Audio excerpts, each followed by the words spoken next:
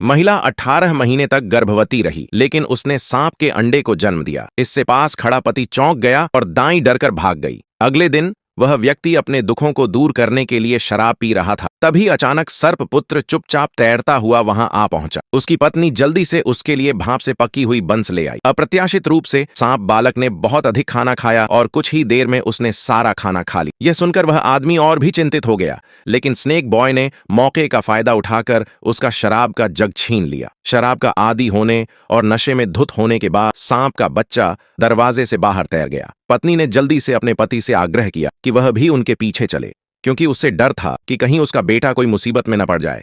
जैसे ही सांप वाला लड़का बाहर गया, वह एक बड़े पेड़ से उलझ गया। इसी समय एक लड़का जो रोटी खा रहा था वहां से गुजरा, लेकिन गलती से उसका पैर फिसला और उसके हाथ में रखी रोटी जमीन पर गिर गई। सांप वाला लड़का तेजी से पेड़ के तने से नीचे उतरा और रोटी को एक ही बार में निगल ली। लड़के ने पीछे मुड़कर देखा तो उसे विशालकाय सांप दिखाई दिया। वह इतना डर गया कि वह गिरी हुई रोटी की परवाह किए बिना ही भाग गया। उस आदमी ने अपने बेटे को सांत्वना देते हुए उसे मानव मांस न खाने की चेतावनी दी। इस घटना के बाद दंपति और भी अधिक चिंतित रहने लगे। उन्हें हमेशा यह चिंता सताती रहती थी कि कहीं उनका बेटा किसी की जान न ले। अंततः यह निर्णय लिया गया कि सांप के बच्चे को वापस पहाड़ों पर भेज दिया जाए। जाने से पहले उन्होंने शेवा की पसंदीदा बंस बनाई। अगले दिन उस आदमी ने सांप के बच्चे को एक लकड़ी के बक्से में रखा और फिर उसे जंगल की गहराइयों में धकेल दिया।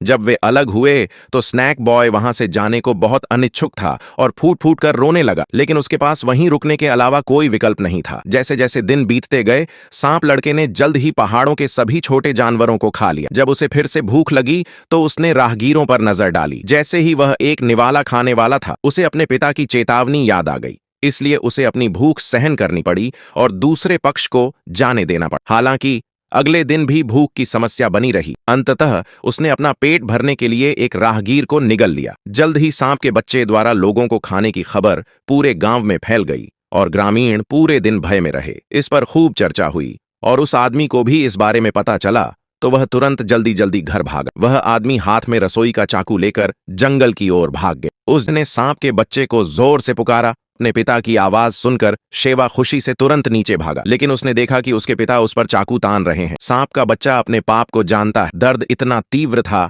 कि वह अपनी इच्छा से लेट गए, अपनी आंखें बंद कर लीं और मौत का इंतजार करने लगा। उस आदमी ने अपने बेटे की आंखों में चाकू घोंपकर उसकी हत्या कर दी, लेकिन जिस समय सांप का बच्चा मरा, उसकी पूंछ ने उसके पिता को मार डाला और वे दोनों एक साथ मर गए। बाद में न्याय की खातिर अपने परिवार का बलिदान देने वाले उस व्यक्ति के कृत्य की याद में गांव वालों ने एक स्मारक बनवाया,